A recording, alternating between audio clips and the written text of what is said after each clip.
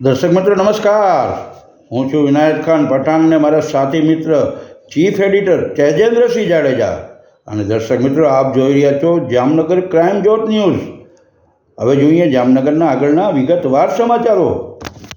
દર્શક મિત્રો, આપ સૌ જાણો છો એ મુજબ તાજેતરની અંદર દિલ્હીના મુખ્યમંત્રી અને આમ આદમી પાર્ટીના રાષ્ટ્રીય અધ્યક્ષ શ્રીમાન અરવિંદ કેજરીવાલ સાહેબની તાજેતરની અંદર ધરપકડ કરવામાં આવી, ત્યારે સમગ્ર ભારતમાં આમ આદમી પાર્ટીના કાર્યકરો દ્વારા ધરણા પ્રદર્શન અને વિરોધ પ્રદર્શનનું આયોજન કરવામાં આવ્યું હતું.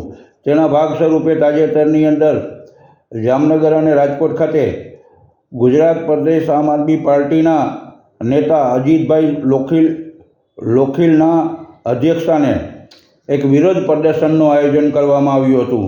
ત્યારે આ વિરોધ પ્રદર્શન અને ધરણા પ્રદર્શન વખતે મોટી સંખ્યામાં ઉપસ્થિત આમ આદમી પાર્ટીના નેતાઓ સાથે કાર્યકરોને પોલીસ દ્વારા અટકમાં લેવામાં આવ્યા હતા.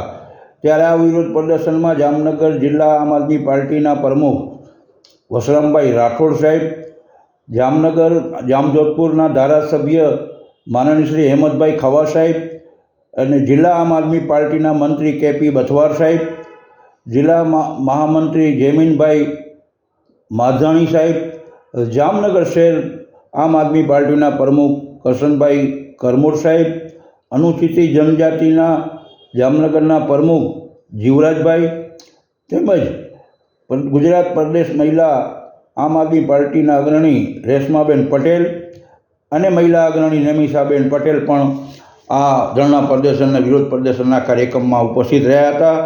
ત્યારે દર્શક મિત્રો, આ દરમિયાન પોલીસે તમામ કાર્યકરો, આમ આદમી પાર્ટીના કાર્યકરો, નેતાઓને અટકમાં લેવામાં આવ્યા હતા.